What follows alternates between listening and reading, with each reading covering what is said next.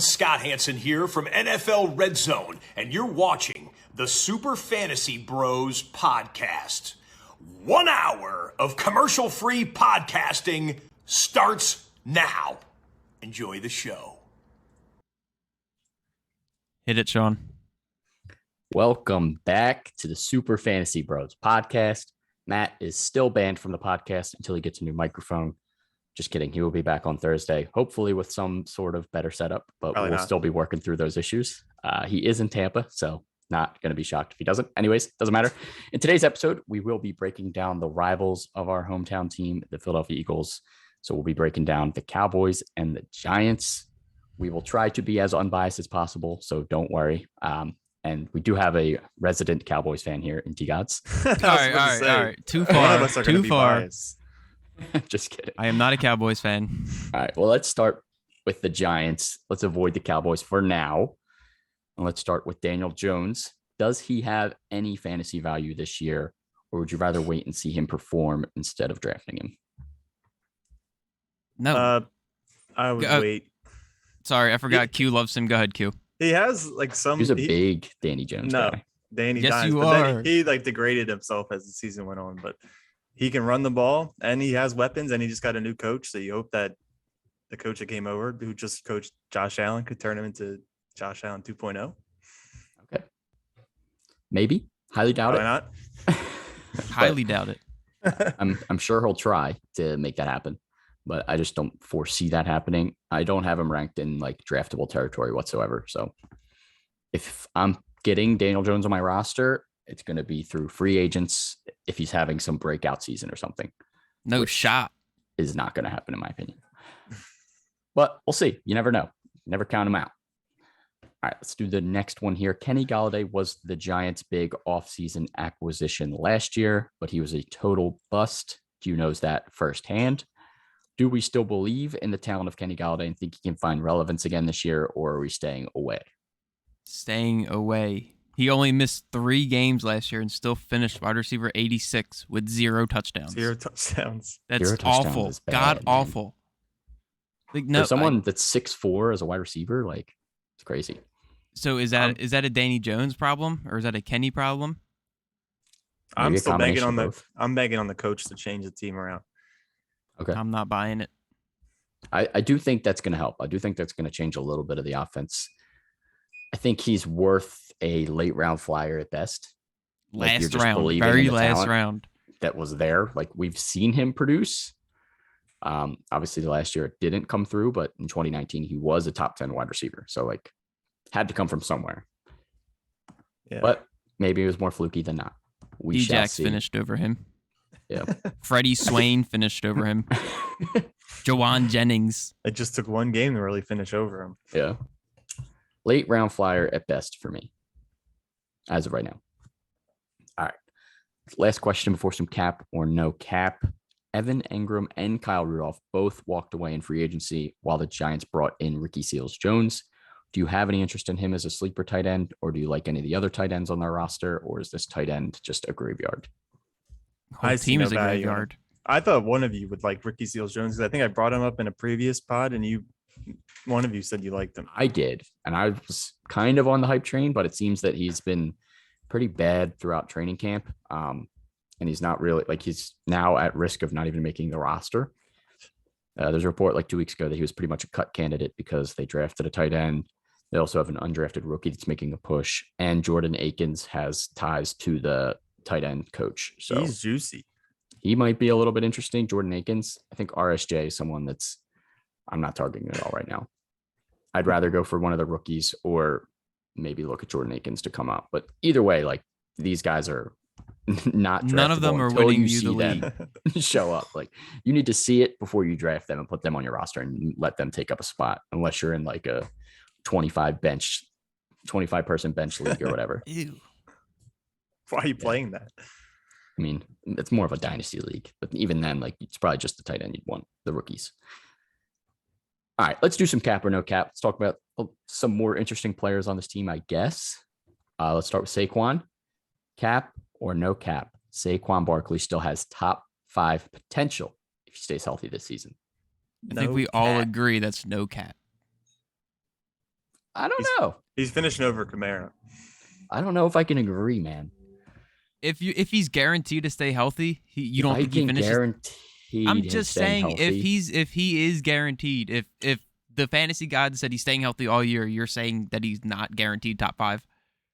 I just think the team is bad, man. The I team still is believe in the bad. talent. I still believe that Saquon is a talented running back, but the name and the past notoriety is what really also helps bring him up to that level. Like, take away the name and just look at the numbers from the past few seasons, and you're like, all right, this guy has one top 2 season, a top 10 season, and A top 2 seasons, crazy. Yeah, And he was number crazy. 1.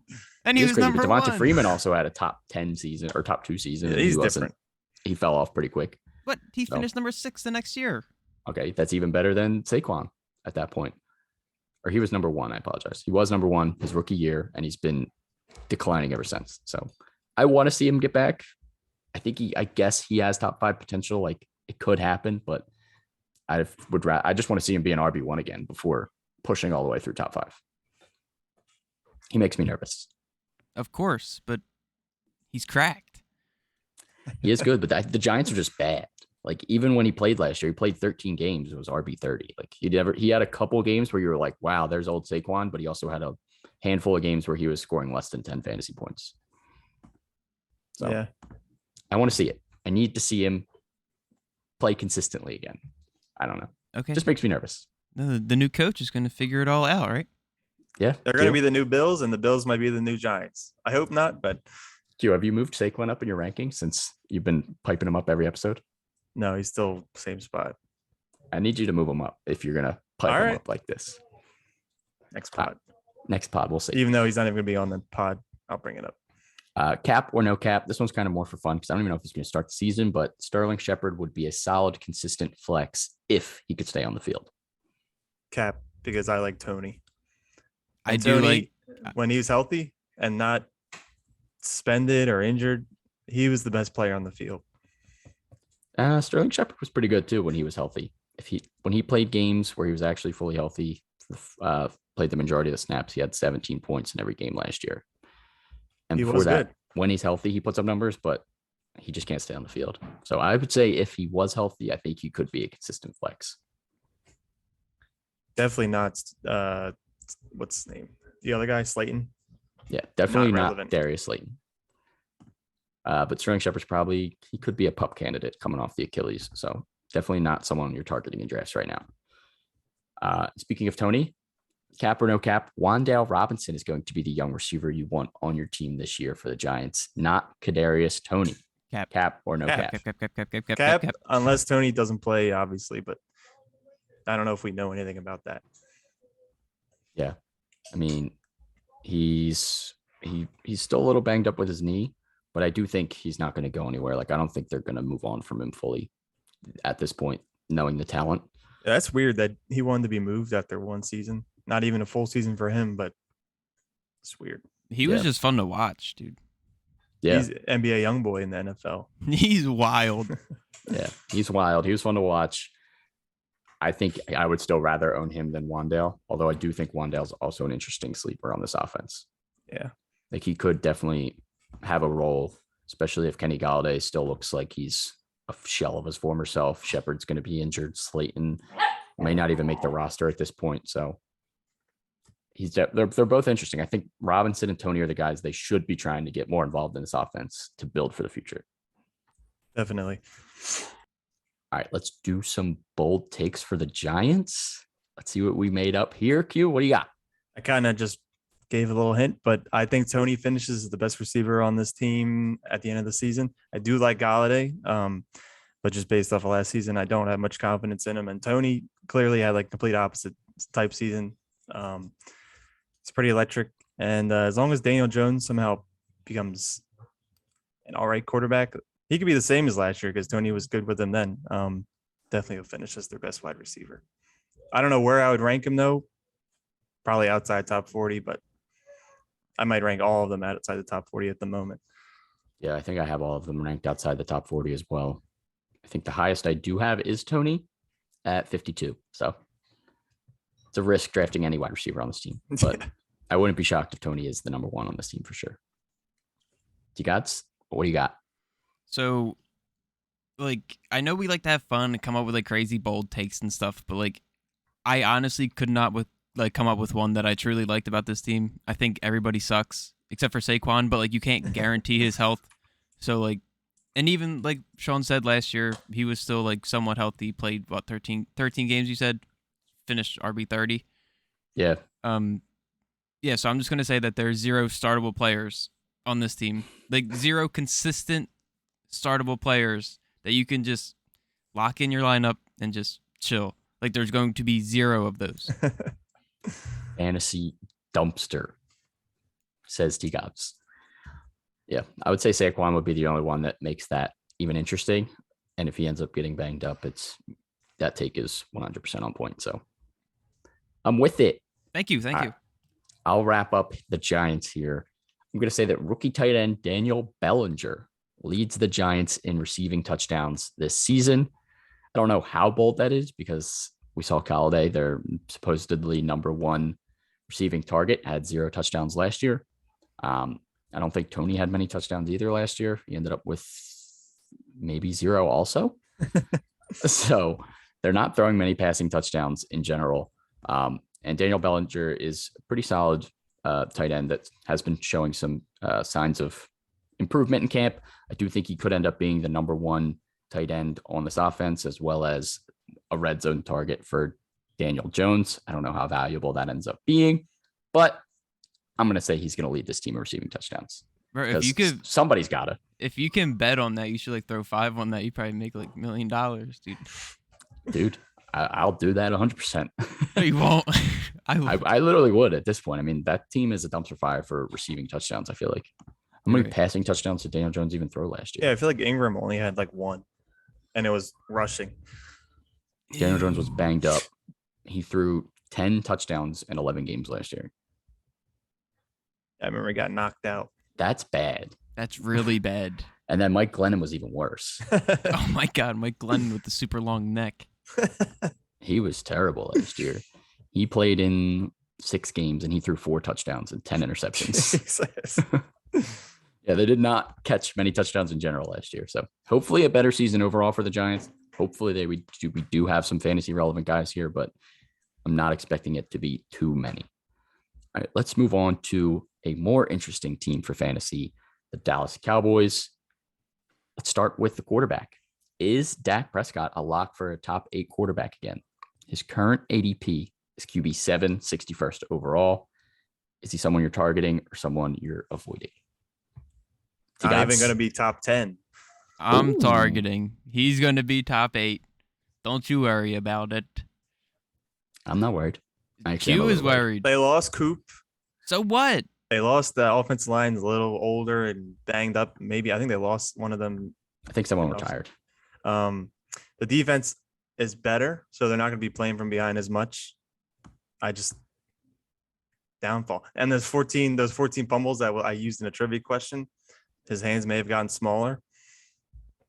That equate to more fumbles, but he's not top 10. He's top 10. Gallup steps up this year. All right. I respect it. I have Dak at 12, so I have to say he's not a lock for top 8. Please give me your 8 through 12. I will right now. The quarterback is kind of deep this year. Like, all right. Number 8, Joe Burrow. Okay. Number 9, Matt Stafford. Okay. Number 10, Russell Wilson with the Broncos. No. And number 11, Aaron Rodgers. No. It's tough. You could easily argue him over Rodgers or Wilson, but then he's right at top 10 for me. I don't know. It's tough. It's tough for me to put him in that position. He also lost a weapon. I do still think CeeDee Lamb definitely steps up. Amari Cooper wasn't even his best weapon. Yeah, I do think CeeDee Lamb steps up and he's going to be that guy this year, but I don't know. I still think they want to run the ball more. Like, I don't know. I still think he's going to be a draftable quarterback. He's going to be a QB1. He probably easily could finish top 10 again, but I'll get a little bit more into this in a minute. Okay. Yeah, I have players ahead of him that you haven't named that I'll save for my bold take. Okay. All right. We'll save it. All right. Next question. Zeke turns 27 next month and has now played 6 seasons in the NFL It's tough for a running back to continue to produce with that much work under their belt. Are you worried at all about his age creeping up on him? No. I wish he didn't finish top 12 every season because then I could say yes. But signs point to no. I'll just use Dak. The reason why I think Dak's outside the top 10 for Zeke. But I just think Pollard's also going to have a larger role, which will definitely impact Zeke's production. I don't really know how to feel about Zeke. I'm just nervous about the age. I'm always nervous about when running backs and wide receivers start creeping into that upper echelon. And I've been burned before in the past drafting Zeke. older running backs high. First of all, I drafted Zeke in one of his worst seasons when not his fault. Dak got injured and the team went bad. But Zeke, I don't know, man. I'm just torn on this one. I do think he's going to be a little bit worse than he has in the past, but I don't necessarily think he's not going to be valuable. Like, I think at worst he's a mid-level RB2 and he's still going to put up decent numbers. And that's at worst. That's like RB16. I feel like he's one of the safest RB1s. The stats show it. I don't like. So what? He's 1 year older. Like, he hasn't showed any signs of coming down. Yeah. I mean, at the end of last season, we did see more Pollard. He did look more explosive. And he did get banged up a little bit last year, even though he's playing through that knee strain. But I don't know. I just have a gut feeling, but maybe it's my Eagles bias shining through. Or your Zeke bias. I also am a little biased against Zeke also. So I'm trying my best to be nice without being mean. All right. Last question. Can Dalton Schultz reproduce last year's successful season as a top 3 tight end again in this offense? Absolutely not. Whoa. Why? Wait. He finished top 3 last year? He was number 3, yes. Absolutely not. Especially we talked about George Kittle and you still have Kelsey and Mark Andrews and Kyle Pitts. They're all miles above Dalton Schultz. I do agree. What I agree. Gives I think you he's the got idea? the potential to do it. No, he's not even finishing top 5. He did it Amari with Coop Cooper's there. targets are He did it gone. with Coop. He had 78 catches, 800 yards, and 8 touchdowns last year. Why can't he have? I just feel like so many more other yards tight and more end touchdowns? situations have gotten better. Yeah, Dude, Like, you're the Kelsey hater yourself, man. but he's still better than Dalton Schultz. I'll never say that Dalton Schultz is better than him. Yeah, obviously. And now Kelsey's his only option Yeah, in KC. I think he benefited a little bit from injuries last year. Kittle, obviously, being hurt made him not top 3, and Kittle ended up finishing top 4. But I do think he easily could finish in that top 3. He put up solid numbers last year. Over him. This year? Yeah. Stop. The Lions just added like 18 wide receivers. Hawkinson, Ertz, Goddard, and Dawson Knox all finishing over Dalton Schultz. You rank them all above Schultz? I did. That's bold. That's That spicy is right super bold. Especially Dawson Knox. You got Dawson Knox top 6? That's For disgusting. right now. I like it. Anyone on the Bills is elite. Where'd you rank Schultz at? I have Schultz at 5. 8. This might be different than what I have in my notepad, but he's not top 5. He's not top 6. I have him at 5. I think he's a top 5 tight end for me. I think he could like Disgusting. lock in top 5. You could top 3's argue pushing it. You could argue 6. Like, I have Ertz at 6. So like you could argue Ertz might get more of that work, especially with Hopkins suspended. But with Cooper gone, I don't see why Schultz can't get more of those targets and be even more consistent than he was last year. I don't know. I like He's a Schultz this hater. year. Well, now I can't wait till the end. Actually, I can't wait till the end, but All right, let's do some cap or no cap. The CD Lamb hype is real, and he should be considered a surefire wide receiver 1 this season with top 5 upside. Cap or no cap? No cap. no cap. No cap. I would agree. No cap. I have He's him. too good. I think I have him at 9, and he could easily squeak in the top 5. No doubt about it. Top 5? That's juicy. Yeah, I could- don't know about top 5. I don't. He I could- wouldn't. but he I wouldn't could. say he's going. He to. could for sure. Like with the volume he could see in this offense with Coop gone, like he could easily squeak up there. I have him at 9. There's obviously guys you like ahead of him to be a little bit safer. Mike Evans, especially if Godwin doesn't play. We already know Gronk's retired. Debo Samuel, Tyreek Hill, Stephon Diggs. Can you tell me where he's being drafted right now? Yeah. He's currently being drafted 9th ADP is 20th as wide receiver 8 overall. So I'm a little bit below. Okay. That's where I have him. ADP, I guess. I have Mike Evans above him, but Mike Evans is being drafted below him right now.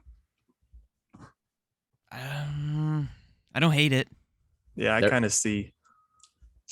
It makes sense. CD's a surefire wide receiver 1. I think we're all on the same page there. All right. Another one here. We already mentioned Amari Cooper being gone 100 times at this point. Michael Gallup steps up and finishes as a top 40 wide receiver this season. Cap or no cap? 100% no cap. Top 30, maybe. 30? Yes. Maybe. I like the maybe. Yeah, I have him at 47. I have him at 45. Well, good thing the season didn't start yet. Right on the outskirts. He could easily push into that top 40 for me. So I don't want to lock it in there, but I definitely would say he has the potential to be a solid flex this year. I agree. 100%. The eye test. He passes. Yep. Gallup or Robert Woods? Assuming Robert Woods is healthy. I think I have Woods ahead of him. Yeah. Yeah, I got Woods ahead of him. I'd take Woods. That one's kind of close, though. Gallup or Brandon Ayuk?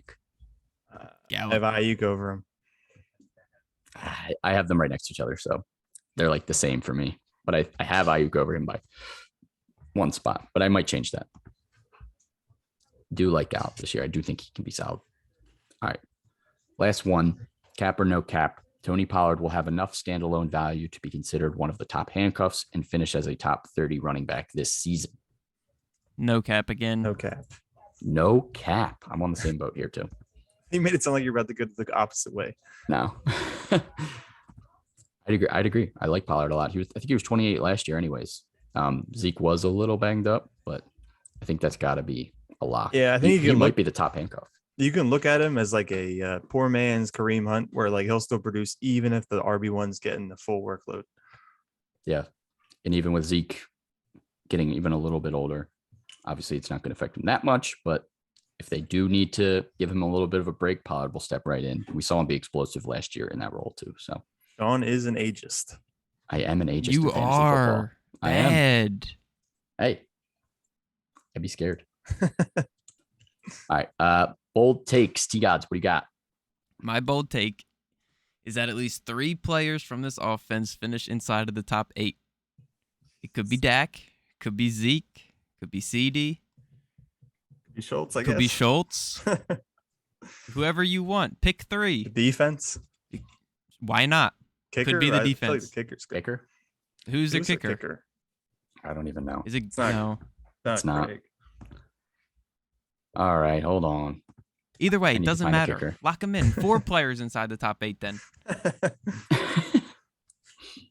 I don't even know who it is. Jonathan Garibay. Lock them in. He'll probably have his Lock chances. them in. Dak top 8, Zeke top 8, Schultz top 8, CD there. juicy top 8. At Yep. least 3 of them. At least 3. I like it. Not Dak, though. You're a hater. We'll see. We'll see. You Q, like his go. weapons, but you Sean, hate him. I I'll don't get just- it. Sean, I'll just ride your bold take because I can't scratch the one that I had. I just want to kind of just continue with this Dak hate. That's well deserved. He won me 2 chips last year. I'm just saying. All right, I'll go mine then first.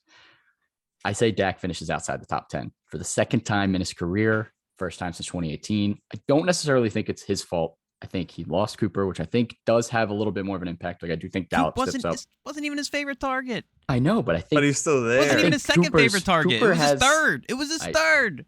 Cooper has a pull on that offense. Like he was like the number one guy. They had their top corner on Cooper. Like you knew that was going to be the way every game. I don't know if Gallup necessarily steps up that big where he's going to be playing like Amari Cooper was playing. I do think Gallup's going to be good. I think the offense took a little bit of a step back. I also think quarterbacks around the league got into situations where they could be better, like Russell Wilson. So I think by default, he's going to be in that 10 to 12 range. And I think he finishes outside the top 10. You think And I'm- Russ finishes over where he did last year? Russ? Russ, Over yes. what Dak did last No, year? no. Over what Russ did last Well, year. yeah, Russ was banged up last year. He was Where'd he injured. finish last year? Fine. He finished QB 16 last year, but he missed 4 Yeah. games, 4.5 games. So And I'll just piggyback off of that and add a couple numbers and say he finishes outside the top 12. I forget who you named, Sean. that Aaron Rodgers also, I think. Aaron Rodgers. The 2 that I have that you don't have are Derek Carr and my boy Kirk Cousins. Oh my. I Kirk wouldn't take Cousins those has over Dak. absolutely his weapons are so beyond better than Dak and Carr. We just saw who he got. I just think they have much more loaded offenses, and it's just a lot of the Dak hate. I guess there is some bias, but I There's feel like a lot of bias. But there is definitely, you can see where I'm coming from. I don't see it. You can't see where I'm coming I from. can't see Derek Carr and Kirk Cousins. Well, maybe Derek Carr if him and Devontae Adams click like they did in college, and Derek Carr is another career year. But I don't know. Biases might be coming through a little bit. I think you guys will have to take T God's opinion as the all high and mighty one here. He's good at convincing, but I'm not being convinced on this. All right, Q, what was your bold take to wrap it up for the Cowboys here? No, that was basically, I'm not mentioning the other one. All right, well, that one's in the trash. No one will ever know what it was. All right, let's before we do that, I do want to just do a couple of the questions because they are also related to the Cowboys before we do some trivia. We did get a couple asked on Twitter, and I thought there were a couple good questions. With Gallup still injured, coming back from his, I think, ACL injury, are we all too low on Jalen Tolbert? Cowboys did draft a third-round wide receiver this year. Is he someone that might also make some noise? Maybe a little bit. He could be like the Cedric Wilson, who was pretty good, but I don't know anything about him. I think he could easily take over this number 3 role. James Washington's banged up as well, and I don't know if he's the real deal. We saw him just buried on the depth chart in Pittsburgh forever, so I don't know why we would assume he's going to just level up now that he's on the Cowboys. And if Tolbert shines throughout this offseason, where Gallup's still recovering and rehabbing, he gets a rapport with Dak, he could even end up pushing into that number 2 role. I don't think that happens, but I do think he could be a sleeper rookie for sure. And then another question, both from the same guy, by the way, on Twitter, Bruce Wayne 0305. Bruce Wayne. Yep. He also asked about Zeke's injury last year, and if you think that was the real cause of the lower production at the end of the season, or has he turned a page in his career? I know he touched on it a little bit, but just wanted to touch base on that again. I think people talked about it enough last year. I think the injury definitely had an effect. Yeah, I agree. I agree too. I think it's a little bit of both. I do think he is getting a little older, like I mentioned, but I do think the injury was more of the cause last year. Is this his final year with the contract? I feel like I don't know. He signed a big contract, so I'd have to double check that. All right. That's it for those questions. We'll do some live Q&A in a couple minutes. If anyone has any questions, start dropping them in the chat. But we're going to do some trivia before we do that. Q, what do you got for us today? Okay. I think I have 3 questions. Not too hard. If you know the answers, they're not that hard. Okay. So I would think so. If I knew the answers, it wouldn't be hard. The two teams we talked about today, the Cowboys and the Giants, for a point each, can you tell me the last receiver that each team had that finished inside the top 10? And for a bonus point, if you could tell me the year they finished inside the top 10. So the Cowboys, when was the last Cowboys top 10 finished wide receiver? Who was it? Who was it for the Giants? You don't have, if you want a bonus point for the year. Okay. So who was the last top 10 wide receiver for the Cowboys and the Giants? Yes. And what year was it? Yes. Oh, let me set the timer. Top 10? Top 10. Okay. The Giants is tough. They stink. They do stink. Who was top 10? It has to be, I don't know. Whatever, I'm just going to write it.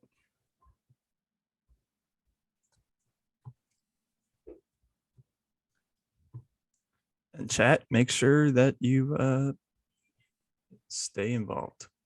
Interact. Le'Veon versus Adrian Peterson, boxing July. Le'Veon and Adrian Peterson.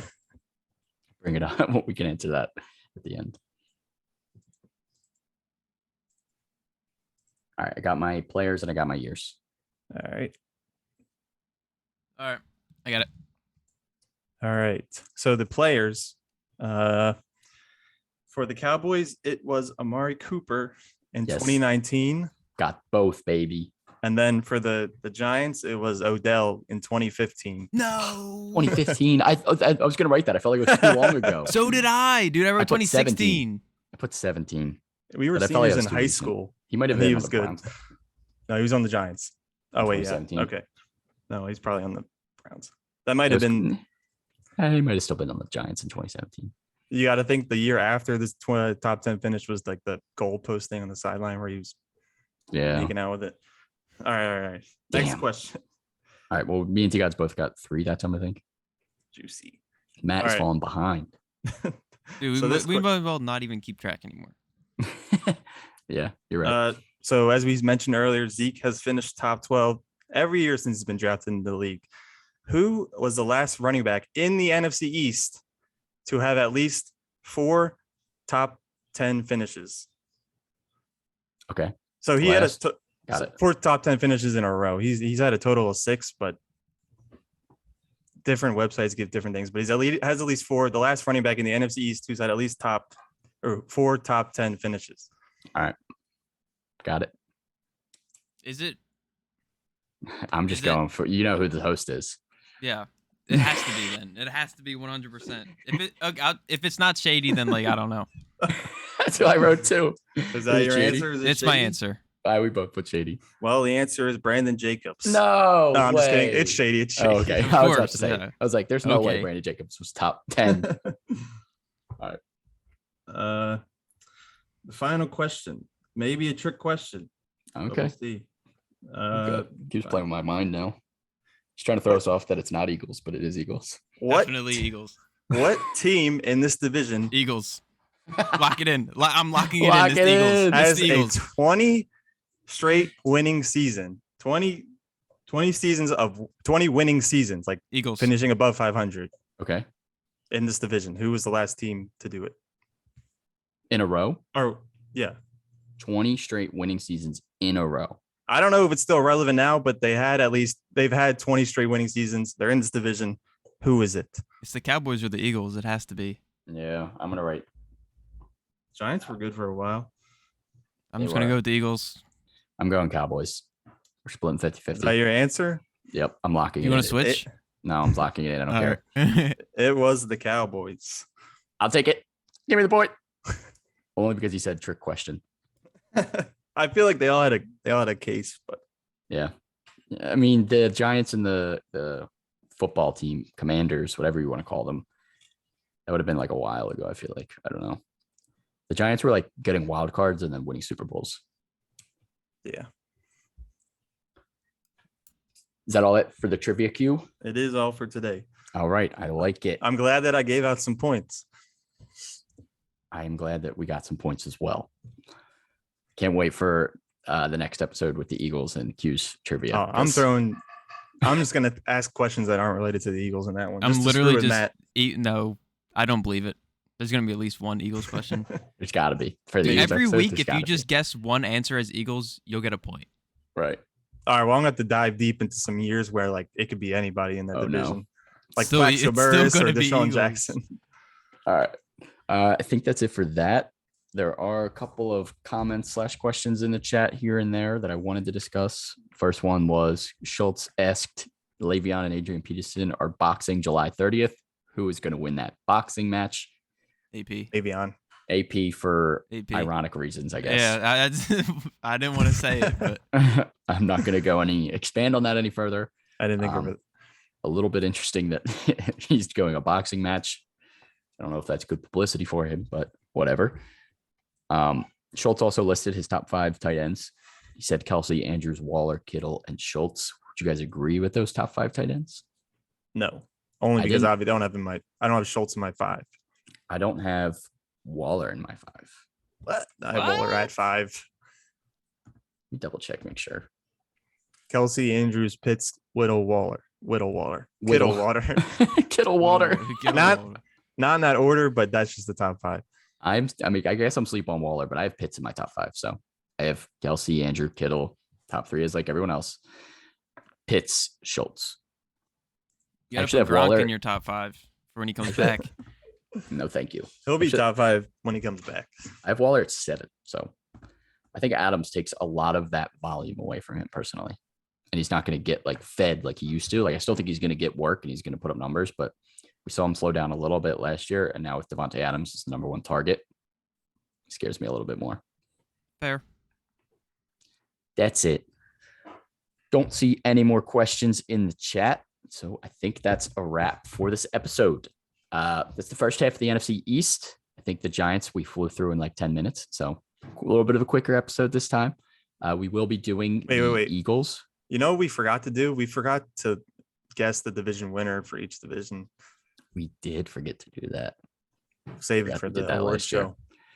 Maybe we can just throw him in when Matt comes back just so we can get his picks too. We'll throw it in at the end of the Bucks, episode. Eagles, and who else we do? Oh, the 49ers. 49ers, bold. I can't think of the other team. That's why I'm saying 49ers. The Rams. Rams, they're my Rams. Oh my God. Yeah, give me the Rams also. Probably the Bucks as well. And obviously picking the Birds. Go Birds. I picked Giants last year. Yeah, you were bold for that. That was gross. All right, we'll maybe we'll take a trip down memory lane next episode and look at our last old picks as well. Either way, that's a wrap for the first half of the NFC East. We'll be back, like I said, Eagles Commanders on Thursday. Should be a fun one. As you all know, we are Eagles fans. So make sure you're following us on Twitch and have notifications on so you know when we're live. Throw us a sub on YouTube in case you miss any live streams. We're also on Spotify, Apple Music for the audio version, social medias, Twitter, Facebook, Instagram, TikTok. We're everywhere. Look up Super Fantasy Bros. Even type us in on Google. You'll find us. That's it. See you guys on Thursday.